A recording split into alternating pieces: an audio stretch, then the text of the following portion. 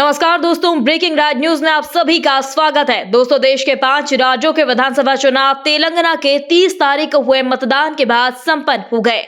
मतदान के बाद देश भर के टीवी चैनलों ने अपने अपने ओपिनियन पोल शाम 6:30 बजे से जारी कर दिए हैं, जिसमें देश की 3 एजेंसियों ने मध्य प्रदेश, राजस्थान, छत्तीसगढ़ में कांग्रेस की सरकार बनती हुई दिखाई। वहीं कुछ एजेंसियों ने 3 राज्य यानी राजस्थान, मध्य प्रदेश और छत्तीसगढ़ में बीजेपी की पूर्ण बहुमत से सरकार बनती हुई दिखाई।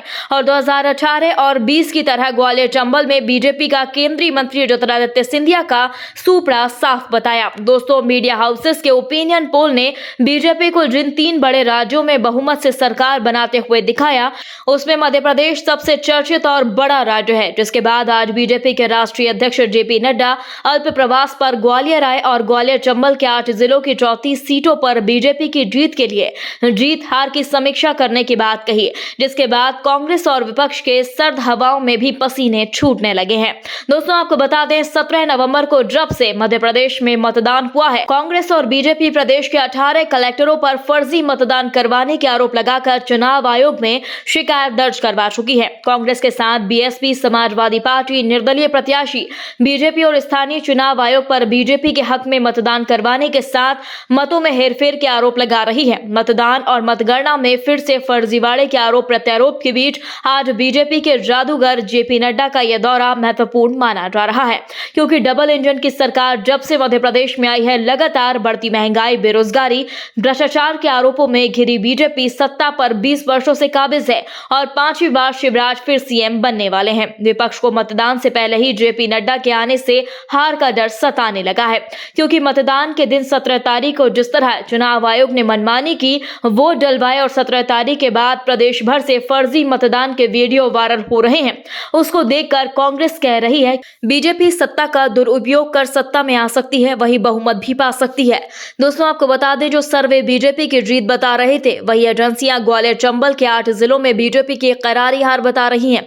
दोस्तों, ग्वालियर चंबल संभाग में वोटों की गिनती के लिए मात्र 48 घंटे का समय बाकी है और वोटों की गिनती से पहले बीजेपी के राष्ट्रीय अध्यक्ष तोमर, केंद्रीय मंत्री ज्योतिरादित्य सिंधिया, मुख्यमंत्री शिवराज सिंह चौहान, प्रदेश के गृह मंत्री नरोत्तम मिश्रा के साथ ही बीजेपी की पूरी टीम का ग्वालियर में आना और शिवराज सिंह चौहान का जेपी नड्डा को लेकर दिया गया बयान, यह कहना कि सरकार बीजेपी की ही बन रही है, राजनीतिक गलियारों में चर्चा का विषय बन गया है।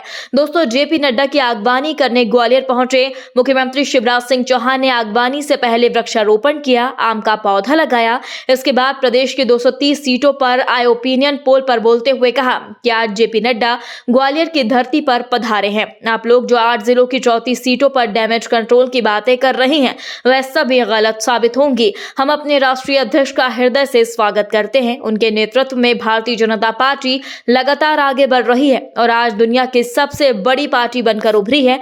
इसलिए मोदी शिवराज के नेतृत्व में डबल इंजन की सरकार ने मध्य प्रदेश में प्रगति और विकास किया।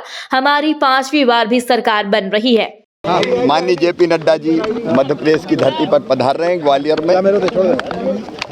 उनका हृदय से स्वागत है। उनके नेतृत्व में भारतीय जनता पार्टी लगातार आगे बढ़ रही है, दुनिया की सबसे बड़ी पार्टी है। प्रधानमंत्री श्रीमान नरेंद्र मोदी जी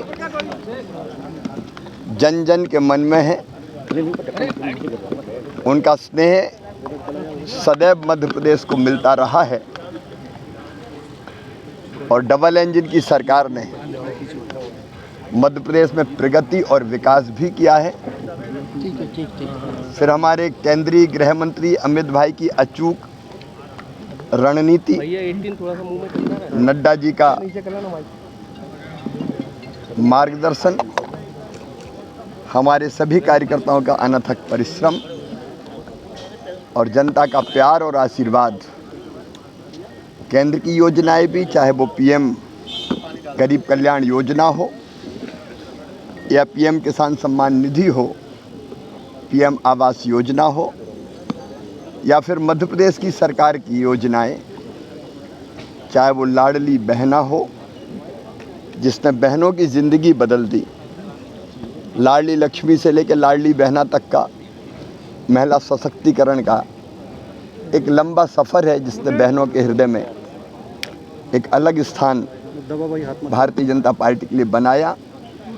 और चाहे हमने पीएम किसान सम्मान निधि में सीएम किसान सम्मान निधि या कल्याण योजना की राशि जोड़ी हो, मुख्यमंत्री सीखो कमाओ योजना हो या अन्य बहुत सी योजनाएं, ये उन्हीं को ढंग से नीचे पहुंचाने का परिणाम है कि भारतीय जनता पार्टी फिर शानदार बहुमत प्राप्त करने जा रही है।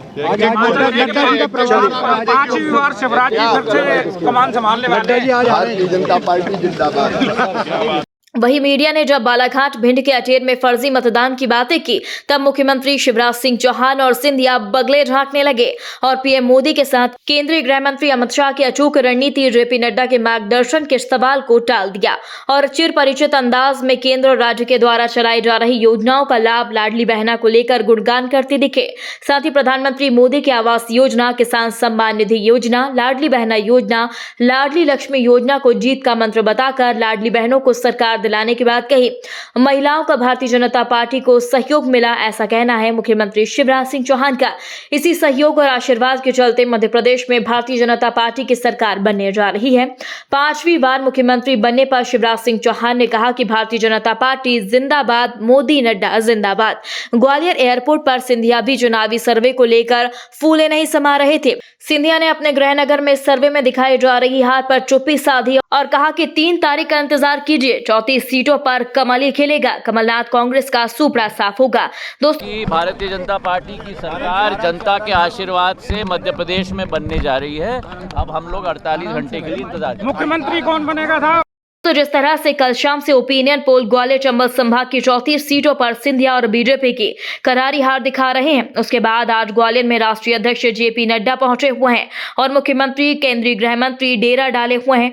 उस पर आपका क्या कहना है? क्या बीजेपी वाले चंबल संभाग की 8 जिलों की 34 सीटों पर भी अन्य जिलों की तरह मतगणना से पहले और मतगणना के समय कोई खेल कर अपनी हार को जीत में तब्दील कर सकते हैं? दोस्तों, इस पूरी खबर पर आप अपनी राय जरूर दें। यदि आपने अभी तक हमारे चैनल को सब्सक्राइब नहीं किया तो प्लीज बेल आइकन दबाकर अभी हमारे चैनल को सब्सक्राइब करें। खबर अच्छी लगने पर लाइक शेयर करना आप बिल्कुल ना भूलें। अगली ताजा खबर के साथ हम जल्द ही आपके बीच हाजिर होंगे। तब तक के लिए नमस्कार, जय हिंद।